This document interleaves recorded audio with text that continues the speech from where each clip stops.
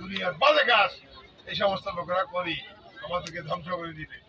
আমাদের কাছে আবার ওয়াদা করেন যে কোনো অবস্থাতে নিজের সন্তানও যদি এই সমস্ত উন্নয়ন বদমাশি চুরিতে ভিড়ে যায়। আজকে দিনাজপুর স্কুলের সম্মুখে স্বাগত আমার প্রিয় ভাই বোনেরা, সবাইকে সশব্দ সালাম জানিয়ে এই বক্তব্যটা হচ্ছে আজকে অত্যন্ত গুরুত্বপূর্ণ।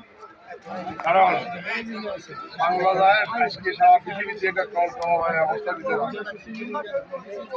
স্বৈরাচারের পতন ঘটিয়ে বর্তমানে তত্ত্বাবধায়ক সরকার, এই তত্ত্বাবধায়ক সরকার ইউনূস সাহেব কথা দিয়েছেন এই 12 তারিখে আজ থেকে আর অল্প কয়েকদিনের মধ্যেই দেশে গণভোটের মধ্য দিয়েই নির্বাচন অনুষ্ঠিত হবে। আপনাদের ভোটে এই সরকার প্রতিষ্ঠিত হয়। সুতরাং আগের মতো ভোট কেন্দ্রে ভোট ডাকাইতি, ভোটের লুটপাট, ভোট গণনা এভাবে করি কোনো কারো পক্ষেই কোনো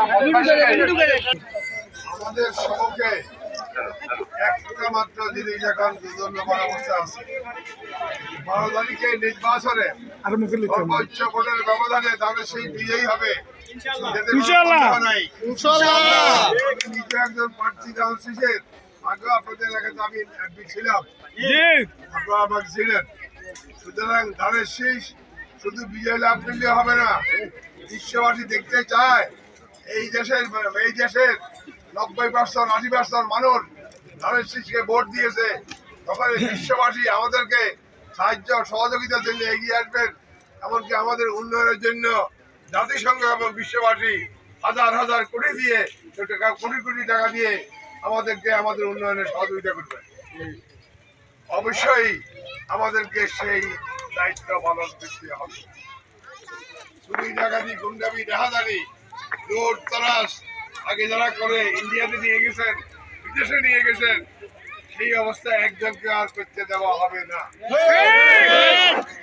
প্রিয় ভাইরা আমার, অর্থাৎ এই দেশের কাজ হবে প্রথমত গণতন্ত্র কায়েম করা, মানুষের অধিকার কায়েম করা, শান্তি স্থাপন করা, আইনের শাসন কায়েম করা, ন্যায় বিচার প্রতিষ্ঠা করা, এমনকি মানুষের বেকার মানুষের কর্মসংস্থানের ব্যবস্থা করে মানুষকে বাঁচিয়ে রাখা, এটাই হচ্ছে একটা দেশের বড় দায়িত্ব।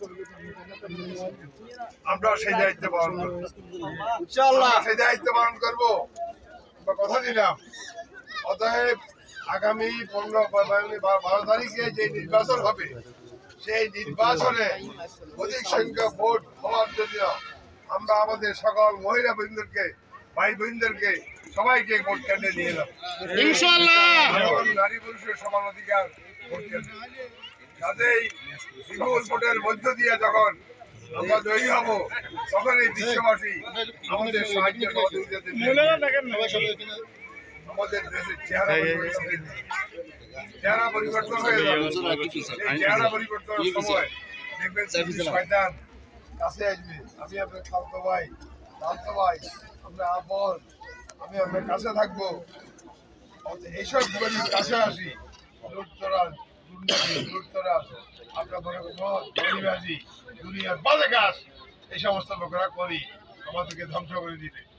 আমাদের কাছে আবার ওয়াদা করেন যে কোনো অবস্থাতে নিজের সন্তানও যদি এই সমস্ত উন্নয়ন বদমাশি চুরিতে ভিড়ে যায়, তাকে কি আমরা গ্রহণ করবেন? তাকে পিটাই এই দেশ থেকে দাঁড়িয়ে দিতে হবে। তাহলে আমাদের অবস্থা শেখ হাসিনা এবং অন্যদের থেকেও খারাপ হয়ে যাবে।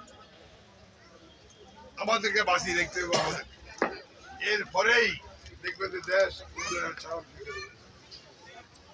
ভাইয়েরা আমার, কথা দিলাম, 3 বার এমপি ছিলাম, মুক্তিযুদ্ধ করে দেশ স্বাধীন করেছি, জীবনে কারো দুর্নীতি খাই নেই। দুর্নীতিমুক্ত সার্টিফিকেট আমি পেয়েছি, নিজে মেয়েদের সার্টিফিকেট আমি পেয়েছি। ভবিষ্যতে ইনশাল্লাহ সততার সাথে কাজ করে আর বাকি কিছুদিন যে বাঁচি থাকি, যাতে করে এই দেশের উন্নয়নের জন্য আপনাদের পাশে থেকে আপনাদেরকে সেবা করতে পারি। আল্লাহ যেন আমাকে সেই তৌফিক দেন। তার দিন দোয়া প্রার্থনা করে আমি আমার বক্তব্য